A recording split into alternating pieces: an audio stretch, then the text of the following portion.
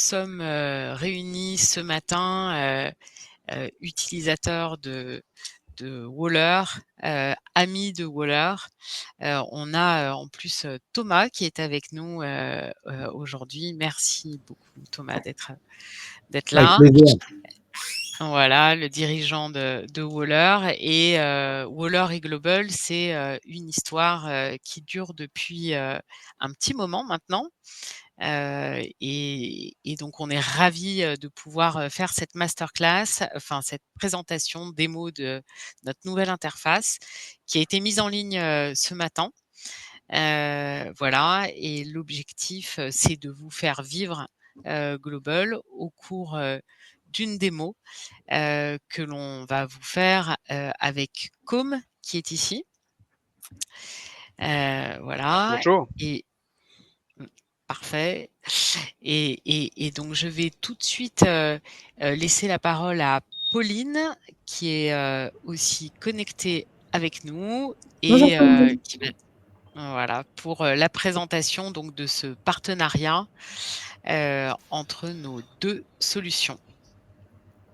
Donc bonjour tout le monde. Moi, je vais surtout vous montrer, comment, activer, du coup Global, sur vos sphères. Donc je vais vous partager mon écran. Est-ce que tu veux lancer l'enregistrement, Sophie? Il est lancé. OK, très bien. Hop. Alors, que je vous montre. Donc comme vous pouvez le voir, donc là je suis, dans une des sphères de Waller, et je suis administratrice donc, de cette sphère. Je me vais directement dans paramètres de sphère. Et ensuite, vous descendez donc dans les outils, visiosphère, type de visiosphère. Par défaut, c'est mis sur Big Blue Button. Vous avez juste à sélectionner Global. Après, votre page va mouliner le temps de faire la mise à jour. Et ensuite, quand vous cliquerez sur visiosphère, vous irez directement sur Global. Voilà. Magnifique. Peut-être, Pauline, rajouter donc, voilà la raison, de notre partenariat et pourquoi, finalement, de façon assez naturelle, Global et Waller, sont, interconnectés. Tout à fait. Ça nous a paru évident de travailler ensemble dans le sens où on a un outil collaboratif. Donc on travaille aussi notamment avec le secteur de l'éducation et ce système de table ronde ou vraiment beaucoup plus instinctif que sur d'autres plateformes où on peut se voir, échanger, faire des petits groupes. C'est beaucoup plus simple. Via Global, on s'est dit que ça a paru être une évidence. Alors aujourd'hui, Global est utilisé pour, l'animation des communautés, l'animation, des équipes, également et effectivement tout le secteur de l'éducation. Global, c'est un simulateur de présentiel. Donc, à une époque, on a beaucoup parlé du métaverse, et cetera. Finalement, Global est un simulateur de présentiel. On est autour d'une table, comme on est installé, ici et l'objectif de cette présentation, c'est de vous faire, tester, Global, en situation réelle. Alors, je vais passer la parole, à Com, pour, démarrer cette démo et cette utilisation de Global. Je peux poser juste une question avant? Bien sûr, Ouais. Jean-François. C'est de savoir si la couche, globale est indépendantisable, si je puis dire, de Waller ou pas? C'est-à-dire qu'on peut très bien avoir une interface globale sur une couche technique qui n'est pas Waller. C'est vraiment 2 produits imbriqués, complètement. L'un ne va pas sans l'autre. Enfin, Global ne va pas sans Waller. Oui, merci pour cette question Jean-François. Donc, je vous confirme qu'effectivement Global est complètement indépendant de Waller. Simplement, il y a une interconnexion, entre nos 2 solutions qui fait que quand on est sur Waller eh bien, on peut avoir une connexion transparente. On est reconnu, directement, et on peut créer des espaces de visio, directement depuis Waller. Mais nos 2 solutions sont bien indépendantes et donc vous pouvez utiliser Global de façon complètement indépendante à Waller. Merci. Parfait, super. Alors peut-être, du coup, Com, je te laisse, prendre le relais. avant toute chose, il faut bien comprendre qu'ici, nous sommes dans un espace, comme si on était dans un lieu physique, hein, bien entendu. On se souvient tous de notre salle de classe, hein, si on parle de formation, par exemple. Vous voyez, tout le monde peut écrire. J'ai préparé des petits bullet points, des petits tirets. Là, vous pouvez, en face de chaque tiret, chaque point, mettre une idée.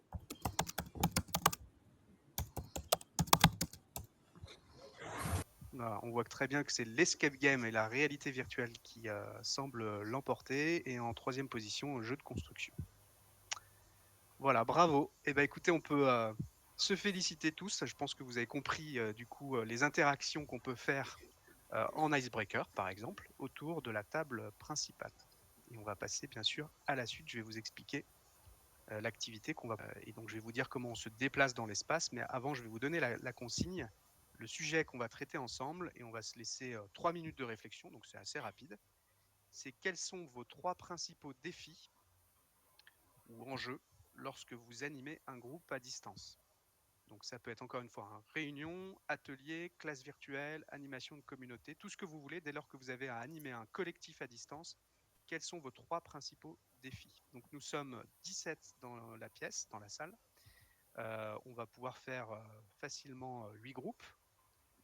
Et donc pour cela, je vais vous demander de dézoomer avec votre souris. Donc soit la petite molette, donc de faire un petit coup de molette arrière, ou d'utiliser le petit module moins, plus tout en bas là. Donc vous cliquez plusieurs fois sur moins et vous rejoignez du coup les tables qui sont en train de se décorer peu à peu puisque je suis passé. Hop. Et nous voilà ensemble.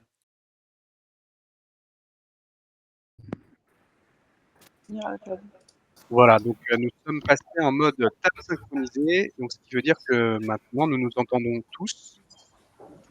On voilà, t'entend très bien. Table Oui. connectée, on va pouvoir diffuser les contenus. Donc restez bien sur vos tables pour bien continuer à matérialiser vos groupes. Et puis je vais demander à chaque table de nommer un rapporteur pour les groupes. Je vais du coup aller chercher les contenus de la table 2. Et donc on va faire le même exercice. Est-ce que quelqu'un peut nous exposer les idées?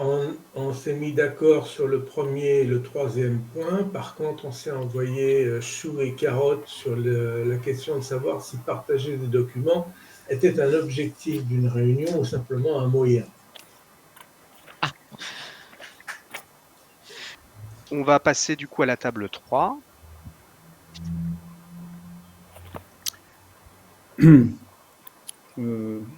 Moi, je prends la parole. Merci. Donc, il y a un enjeu technique qui est de bien faire comprendre les règles du jeu, le logiciel, comment ça marche, comment on intervient, etc. Il peut y avoir un enjeu que tout le monde soit à l'heure. Il peut y avoir un enjeu pour voir comment on rend les séances vraiment participatives avec de la valeur ajoutée de la part des contributeurs et pas simplement qui sont spectateurs. Et puis, une possibilité qui peut être sympa, c'est à l'inverse, c'est la réunion sans agenda. C'est un espace permanent, chacun peut rentrer et sortir, comme si on est dans un bureau, il y a des gens qui viennent, ils parlent, après ils repartent, soit en frappant à la porte, soit en ne frappant pas à la porte. Génial. Bon, ça, c'est des choses qu'on peut faire sur Global puisque ce sont des espaces pérennes. Parfait. La table 4. Hop. Qui veut parler?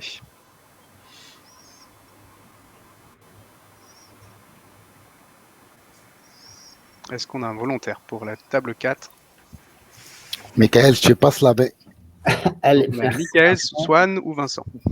Du coup, donc on a rediscuté pareil, surtout écrit, facilité d'utilisation pour les différents participants. C'est vrai que c'est assez fluide, donc c'est facile. La compatibilité des navigateurs, selon donc que cette question-là soit bien précisée en amont aux participants, et ça permet de faire participer activement du coup les participants, et c'est assez ludique. Merci beaucoup. Et donc, on a la table 6 qui sera notre dernière table. Et sur la table 6, on a Noémie, Philippe ou Françoise? Ouais, Françoise, je peux éventuellement avec l'accord des autres participants, prendre la parole. Donc, effectivement, on l'a vu, hein, la préoccupation principale, c'est de permettre à tous les participants de s'exprimer. Et puis, un objectif et une interrogation aussi, est-ce qu'il est possible de partager des documents, ça on l'a vu dans un autre atelier, mais également de corriger ces documents en commun ou de les modifier en pouvant les valider au fur et à mesure par les participants. Voilà, ça sera peut-être un point que vous aurez à nous apporter. Ok, parfait. Eh bien, merci beaucoup d'avoir joué le jeu. Donc, c'est à la fois utile et puis on va dire que ça sert l'objectif de la démo, puisque vous avez manipulé en condition, en fait, en situation réelle, l'outil. On va maintenant redézoomer du coup pour rejoindre à nouveau la table centrale. Donc, je vous laisse revenir tous en table centrale. Donc, c'est plus amusant de se retrouver comme en configuration du début autour de la table principale. Voilà, donc je vous laisse un peu de temps pour faire l'opération. Et je vais faire une petite démo, du coup, passer à Alors. l'étape suivante. En fait, Voilà, donc là, on a basculé l'espace en table indépendante. Donc, ça veut dire que les autres tables ne nous entendent plus. Certaines personnes, mais il y a peut-être une personne là qui est restée sur la table 6, mais peut-être est-elle occupée. Moi, pendant ce temps, je vais vous montrer du coup ce que ça donne dans un autre espace, le côté un peu l'envers du décor, les coulisses de Global. Donc, je vais vous basculer en plein écran et puis partager mon écran. Là, vous voyez, je vais dans un espace. Est-ce que, Sophie, tu peux me confirmer que vous voyez bien mon écran? oui, très bien. Allez, super. Donc là, je rejoins un espace qui est d'ailleurs complètement... Hop. Ah, je vais basculer, hop. Et vous montrer du coup que dans cet espace, qui est complètement personnalisable, donc là, j'ai mis le logo au choix, hein, j'ai pas d'action Française des Jeux, hein, mais j'ai mis le logo Française des Jeux pour vous montrer qu'on peut vraiment être en marque blanche sur Global. Donc, vous pouvez mettre le logo de ton client ou votre propre logo. Et puis, on va vous montrer du coup le déroulé. Donc, c'est celui que j'ai joué tout à l'heure. Donc, je vais arrêter ce déroulé. Je vais revenir dans la configuration initiale de cet espace-là. Et donc, j'avais un déroulé démo. Donc j'ai un déroulé qui s'appelle démo groupé. Donc bon, en l'occurrence, c'est pas le même déroulé que je vous ai montré tout à l'heure, mais peu importe. L'état d'esprit est le même. Donc vous voyez ici, j'ai un descriptif. J'ai un descriptif de mon déroulé, étape par étape. On a perdu le partage d'écran. On a perdu ton partage d'écran, comme. Ok. T'as dû cliquer dessus sans faire exprès. Voilà. Vous le revoyez, c'est bon? Ouais, très bien. Parfait. Très bien. Donc là, j'ai un déroulé qui est composé de 5 étapes. Activité icebreaker, sous-groupe, restitution, question-réponse, démo. Et donc ici, en fait, j'ai vraiment la synthèse, le descriptif de tout mon déroulé, avec le back-office ici pour aller chercher le bon décor de table, les bons modes d'animation, les droits, tout ça est paramétrable à l'avance. Les contenus également, qui peuvent être, pour répondre à la question du coup, des documents, ça peut être un tableau blanc, donc on intègre par exemple Klaxoon, Miro, Draft, donc Draft étant une solution française, comme Waller et Global, YouTube, Vimeo, donc pour intégrer des vidéos.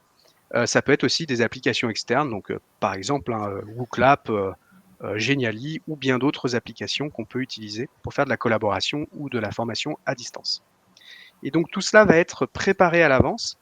Et ce qui est intéressant, c'est que ça va vous permettre, finalement, si vous devez répéter plusieurs fois le même scénario auprès de plusieurs groupes, du coup, de plusieurs collectifs, eh bien, vous allez avoir le même niveau de qualité, une vraie homogénéité de votre scénario. Donc c'est très intéressant aussi d'avoir ce confort d'animation qui vous est apporté par les déroulés. Donc vous voyez, quand je fais démarrer le déroulé, j'ai automatiquement mon fond de table qui est en fait sur la table. J'ai ma note collaborative qui est chargée avec les bons droits des participants, donc ils vont pouvoir directement mettre leurs idées dans la note collaborative. J'ai mon sondage qui est du coup directement accessible, que je vais pouvoir lancer directement depuis ma console de déroulé. Donc ça me permet de vous montrer un petit peu l'envers du décor et comment du coup on peut lancer ce sondage. Les sous-groupes, je passe à l'étape suivante. Donc là j'avais 3 tables qui étaient paramétrées et donc vous voyez, donc là c'est pas tout à fait la même question que j'ai posée tout à l'heure, mais c'est exactement le même esprit. Vous avez le timer donc, qui a été préparé sur 3 minutes, que j'ai lancé manuellement. Moi, en tant que formateur ou animateur, je vais d'une table à l'autre pour voir si mes groupes ont besoin d'aide ou pas. Et je peux y aller d'ailleurs de manière très discrète. Vous voyez, là, je vais un petit peu dans l'angle mort de la table pour pas être trop visible, pour pas les perturber. Vous faites exactement la même chose en présentiel. Et si jamais vous voyez que le groupe a besoin d'aide, vous intervenez. L'annonce, que vous avez peut-être vu tout à l'heure, il y a une petite pop-in qui s'est affichée. Il vous reste 1 minute, donc, qui est lançable directement depuis le déroulé. C'est pas parce que vous avez prévu une annonce que vous pouvez pas la changer en cours de route. Si vous voulez mettre, il vous reste 2 minutes au lieu d'1 minute, c'est tout à fait, ou 5 minutes, allez, c'est tout à fait possible. Et puis vous pouvez changer, bien entendu, le timer également à tout instant. Donc c'est extrêmement souple parce qu'on sait très bien que ça se passe jamais comme prévu quand on est en live. Il y a plein d'aléas. L'étape suivante, c'est la restitution. Donc là, l'espace va passer directement en mode table synchronisée, exactement ce qu'on a fait tout à l'heure, etc., etc. Je vais arrêter le déroulé volontairement et je vais du coup vous montrer qu'on a accès ensuite en tant qu'animateur à l'historique de tous vos déroulés que vous avez joués dans cet espace. Joué entre guillemets. Hein. Donc on a, vous voyez, c'était ce déroulé démo groupé qui a duré 1 minute 55. Vous avez le détail des temps passés étape par étape par rapport à votre prévisionnel, ce qui vous permet de vous améliorer en continu, ou alors peut-être de changer votre conception, votre scénario, s'il fonctionne pas très bien. Exporter les temps de présence au format Excel avec du coup une ligne par participant et leur durée de connexion. Et puis également, alors bon là ça met juste un peu de temps à venir, mais on peut accéder du coup à tous les contenus qui ont été projetés sur les tables, que ce soit des présentations, des vidéos, des notes collaboratives, des tableaux blancs, tout va être accessible et historisé ici. Vous allez pouvoir même les télécharger en local sur votre PC pour ensuite les intégrer sur votre Drive ou envoyer par email à vos participants, envoyer sur vos intelligences artificielles pour vous faire un rapport selon votre propre prompt. Vraiment, vous en faites ce que vous voulez. On vous restitue toutes les infos. On n'a pas forcément vocation chez Global à garder toutes ces données. Donc, on a la possibilité, bien entendu, de tout supprimer d'un coup. Voilà ce que je voulais vous montrer. C'est ce côté un peu envers du décor sur Global. C'est très simple de faire un déroulé sur Global. Alors, l'intérêt du déroulé sur Global, c'est qu'on va tout préparer à l'avance. Et donc, c'est gage de qualité. Pendant l'animation, on est tout en fluidité et à la fin, on a cette synthèse. On propose tout un tas de templates. C'est ce que Com est en train de nous montrer sur le site de Global. Ce sont des templates de déroulé que vous pouvez aller télécharger directement depuis vos espaces Global et qui donnent accès à des activités variées. Qui sont soit des activités des ateliers complets type du World Café, etc., soit des petites activités que vous allez pouvoir ajouter en fait dans le cadre d'un atelier plus complet. Et donc, une fois que vous avez téléchargé ça dans vos espaces, eh bien, en un clic, vous allez pouvoir l'activer. Voilà, en l'important, hop, depuis le disque dur, et vous voyez en un clic, en fait, vous allez avoir votre activité. Voilà, hop, celle-ci, c'est le Sherlock, qui s'est mise en place automatiquement sur l'espace Global.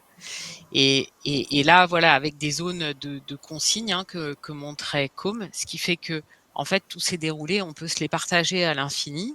Ils sont collaboratifs. On peut les partager avec d'autres animateurs, d'autres facilitateurs.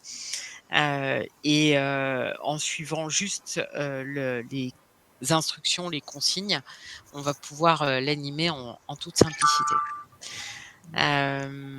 L'autre élément, donc on propose ces templates-là, de la même façon qu'on a ces templates, de déroulé. On a également travaillé sur des templates de prompts qui vont permettre de faire ces déroulés à partir d'un autre déroulé qui est déjà que vous avez déjà travaillé de votre côté sur un tableau Excel ou voilà, étape par étape sur un Word, et que vous allez donner à votre intelligence artificielle avec un prompt qu'on a préparé spécialement pour vous et qui vous permettra de retrouver votre fichier directement à importer dans Global. Et de la même façon, ces prompts seront disponibles aussi pour les synthèses. Voilà. Un point important, c'est que ce qui nous réunit autour en général des amis de Waller, c'est aussi effectivement la sécurité, la souveraineté. Donc, comme le disait Com, tous les documents en fait peuvent être éphémères sur Global, et donc vous pouvez tout télécharger en local chez vous et réimporter sur Global. Vous pouvez tout exporter depuis Global. On n'a pas besoin de garder vos données pour ça. Voilà. Peut-être voir s'il y a des questions des uns et des autres. N'hésitez pas. Alors pour peut-être manifester le fait que vous avez envie de prendre la parole, vous pouvez aussi lever la main, donc une petite fonctionnalité, un petit bouton qui est tout en bas. Voilà, donc je vois qu'il y a une main levée. Jean-Paul. Oui, y a-t-il une limite au nombre des participants? Alors, sur Global, on peut accueillir jusqu'à 300 participants dans un même espace. Oui, d'accord, c'est confortable. Voilà, Tout à fait. donc, après, oui. Quelles sont les conditions commerciales pour accéder à cela?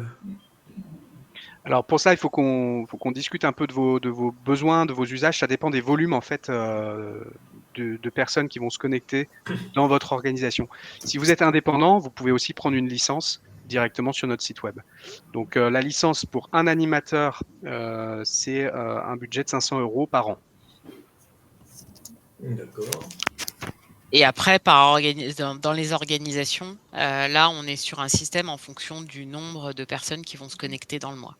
On a deux modèles, soit effectivement nombre de personnes qui se connectent dans le mois, donc là c'est une même personne peut se connecter 30 fois dans le même mois, elle sera comptée qu'une seule fois, ce qu'on appelle des connexions uniques, soit un crédit de connexion sur l'année qui convient bien aux organismes de formation. Bon, ça on peut en discuter après au cours d'un rendez-vous, on vous partagera le lien vers nos agendas. Alors, on a une question également de Christophe sur l'émargement. Donc, premièrement, on a les logs qu'on récupère dans la synthèse avec les temps de connexion par personne. Donc ça, c'est les temps de connexion par personne qui s'est identifiée. Donc ça, c'est très simple. Et l'autre élément, c'est que on a aussi la possibilité de mettre dans la table globale des solutions type EduSign qui permettent de récupérer les signatures en temps réel.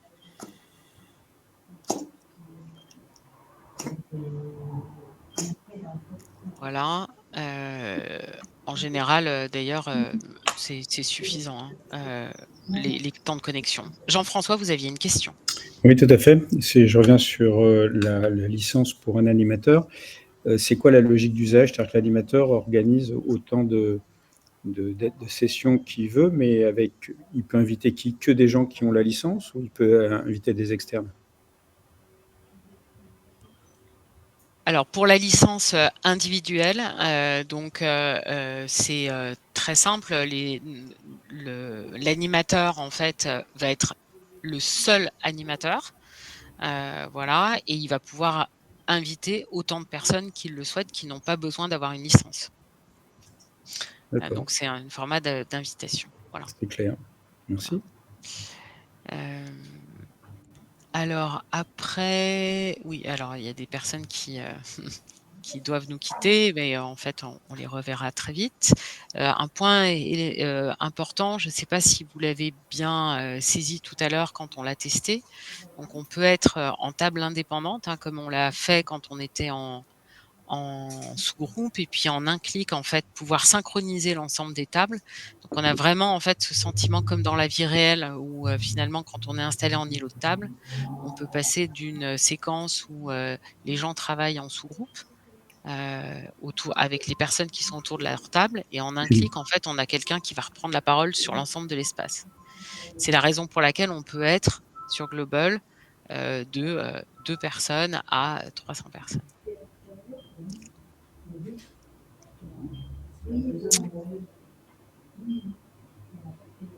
Alors, oui, est-ce que sur une sphère, on peut avoir plusieurs visios en simultané? Donc ça, on doit pouvoir créer plusieurs sphères de visio, plusieurs éléments de visio. Faudrait qu'on le teste bien, ça peut-être Pauline, mais en tout état de cause, une personne qui a une licence peut avoir autant d'espace qu'il le souhaite en simultané. Ça ne pose aucun problème. Quand vous avez une licence globale, vous pouvez créer autant d'espace à 9 tables que vous le souhaitez.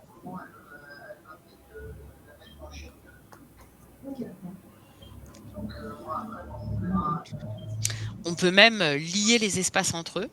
Donc, en fait, vous avez une petite fonctionnalité d'ailleurs que vous voyez apparaître en bas de la partie navigation. Là, vous avez un petit logo qui s'appelle Espace lié et qui va même permettre de lier les espaces entre eux. Donc, là, on n'a pas d'autres espaces liés à celui-ci, mais quand on lie des espaces entre eux, on ne pourra pas se parler entre les différents espaces. Mais par contre, en fait, quand on navigue d'un espace à l'autre, sa visio et son son restent totalement activés. On n'a pas besoin de se reconnecter, c'est ça que je veux dire. Il y a Jean-François qui a une question. Oui. Alors Jean-François, je me suis permis parce qu'on entendait un bruit de fond, donc en tant qu'animateur, j'ai le droit de couper un micro, donc je vous laisse réactiver votre micro. Merci de l'avoir signalé, je ne l'avais point vu. Alors, oui, c'est une question sur les tables pérennes. Est-ce que, dans le cas d'une ouverture d'une table pérenne, n'importe qui connaît l'adresse URL peut la rejoindre la table à n'importe quel moment de la journée? Et selon deux logiques, bureau ouvert, il vient sur la table, il repart. Quand il est sur la table, évidemment, il peut parler, communiquer avec celui qui l'a laissé ouverte. Et aussi avec la notion que je frappe à la porte. C'est-à-dire, il ne peut venir sur la table que si l'animateur lui donne l'autorisation. Oui, alors les espaces effectivement global, vous pouvez en créer autant que vous voulez, sont des espaces qui sont pérennes, donc comme des lieux, et vous avez donc un mode d'accès, deux modes d'accès, un mode d'accès public où toutes les personnes qui ont le lien vont pouvoir rentrer. À vous après, en tant qu'animateur de cet espace, de bien configurer vos droits des participants. Donc moi, je sais que je reçois toutes les personnes à qui j'ai rendez-vous dans le même espace. Ils peuvent y accéder quand ils veulent. Quand j'ai fini un rendez-vous, je mets les droits des participants au plus bas, donc parole uniquement. Comme ça, ils n'ont pas accès à la bibliothèque des contenus qui ont été partagés dans la table. Tout à l'heure, je vous avais donné accès à la bibliothèque et aux droits. Donc on voyait Vincent notamment, pour pas le nommer, qui faisait défiler les slides. Et c'est très bien, hein, vous en aviez le droit. Je me suis permis de bloquer le droit. Mais maintenant, si je vous réactive tous les droits, là, vous avez accès maintenant à la fonctionnalité pour faire défiler les slides, mais aussi si vous passez votre souris dans la table, vous avez possibilité de voir tout en haut la liste des contenus qui ont déjà été partagés dans la table. Donc tous les contenus, tant qu'ils ne sont pas supprimés, restent dans la table. Possibilité aussi du coup d'accéder à un espace en mode privé. Donc ça c'est le deuxième mode. On a le mode public, mais on a aussi le mode privé. Pour le coup, là c'est une liste de participants qui vont être invités. Et seuls eux vont pouvoir se connecter dans cet espace-là. Donc les personnes qui n'ont pas été inscrites dans cette liste-là, quand ils vont se connecter, tenter de se connecter dans cet espace, seront bloqués. Donc il y aura effectivement une sorte de salle d'attente. Et pour les invités, on peut mettre un système de l'équivalent de frapper à la porte, c'est-à-dire qu'ils demandent l'autorisation, puis après l'animateur leur dit « Ok, tu rentres ». Ouais. Du coup, oui, en configuration espace privé, ouais, tout à fait. D'accord. Dans certaines organisations, on peut configurer l'obligation de se connecter. Donc, souvent, on met en place des SSO dans les organisations en question pour avoir une vraie fluidité. Sinon, dans la nôtre, par exemple, c'est la connexion invitée qui prime. Donc, comme ça, c'est un parcours ultra facile de connexion. Et on l'a vu tout à l'heure, à 2 ou 3 reprises dans les exercices de sous-groupe, là, plusieurs groupes ont bien vu cette problématique de la facilité de connexion. Quand on anime à distance, c'est essentiel. Merci. Super. Vous pouvez télécharger la présentation qui est dans la table. Donc, si vous passez votre souris dans la table, vous voyez tout en bas, il y a 3 petits points horizontaux et je vous ai autorisé à télécharger cette présentation. D'ailleurs, on ne vous a pas montré, mais on va vous passer en plus grand. On a toujours la possibilité aussi d'annoter la présentation. Donc là, je mets quelques annotations. Il y avait une question Voilà. tout à l'heure justement de corriger en live, corriger des documents, etc. Donc effectivement, on permet un univers collaboratif très important, donc aussi bien sur une note collaborative, comme on l'a vu tout à l'heure, sur les tableaux de post-it, on les a pas montrés non plus, on va peut-être vous les montrer. Et là, effectivement, avec un outil d'annotation qui permet d'insérer du texte, de faire des textes à trous, etc. Et de pouvoir effectivement corriger ça.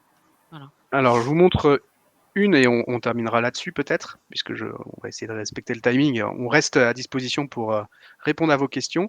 Donc là, vous voyez, j'ai intégré un draft, donc une autre solution française. Vous voyez 5 piles de post-it. On peut peut-être se dire, chacune d'entre nous prend un post-it et va partager un de ses loisirs dessus. On glisse des pauses tout en bas, enfin en dessous.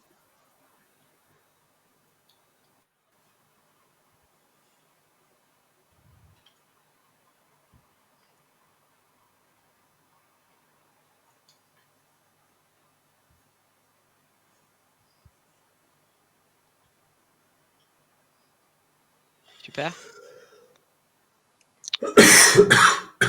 Voilà. Donc cette intégration des outils dans Global est extrêmement importante aussi pour éviter le comportement d'avoir une double fenêtre ouverte sur son PC. Donc on passe d'un outil à l'autre, ce qui est hyper défocalisant évidemment. Donc là on a vraiment la fenêtre dans la fenêtre, on a vraiment une seule fenêtre où on garde l'attention. Ça c'était un autre point important que vous avez vu. Capter l'attention, garder l'attention des participants, eh bien c'est une des fonctionnalités qui permet de le faire.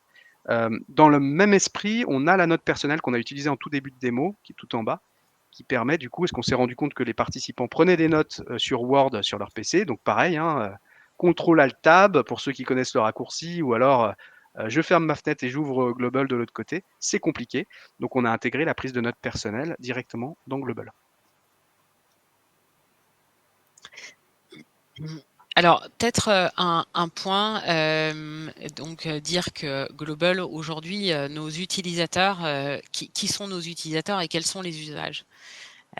Aujourd'hui, on va être utilisé dans un certain nombre d'entreprises qui font leur formation en interne, mais aussi des entreprises qui animent leur communauté apprenante sur Global. Donc, l'intérêt, c'est de pouvoir capitaliser sur tout ce qui est apprentissage entre pairs, etc.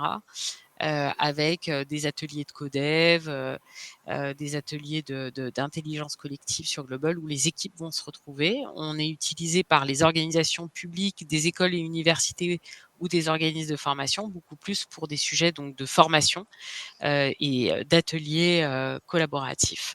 On a sur notre page Global de témoignages, vous pouvez aller consulter tous les témoignages qui ont été faits par nos utilisateurs. À chaque fois, il y a à la fois un podcast et un article donc sur notre blog dans la catégorie de témoignages. Alors, on a une remarque également sur les navigateurs. Alors, c'est un sujet qu'on va réadresser pour tout vous dire. On est donc en mode SaaS, donc on a pris pour des questions de robustesse et de taille d'équipe le parti d'entretenir notre code sur les navigateurs les plus utilisés que sont Edge et Chrome. Brave, ça fonctionne aussi. Firefox, on l'a un peu mis de côté parce que c'était pas simple de faire fonctionner la visio tout le temps avec Firefox. Voilà. C'est un sujet qu'on reprendra comme si de nombreux éditeurs de logiciels. Je sais pas si vous avez ce problème aussi chez Waller, si ça c'est un sujet. Quelle compatibilité navigateur de votre côté? Non, on a moins ce sujet. Mais pour d'autres solutions qu'on utilise, Firefox, je dirais, est en pente descendante, malheureusement. Et ouais. Et du coup, comme ils sont en pente descendante, Firefox, les mises à jour vont pas assez vite, voilà. Et notamment sur la visio, en fait. Peut-être, Thomas, tu veux ajouter quelque chose à cette... Avec plaisir. D'abord, moi, j'étais ravi de redécouvrir votre produit.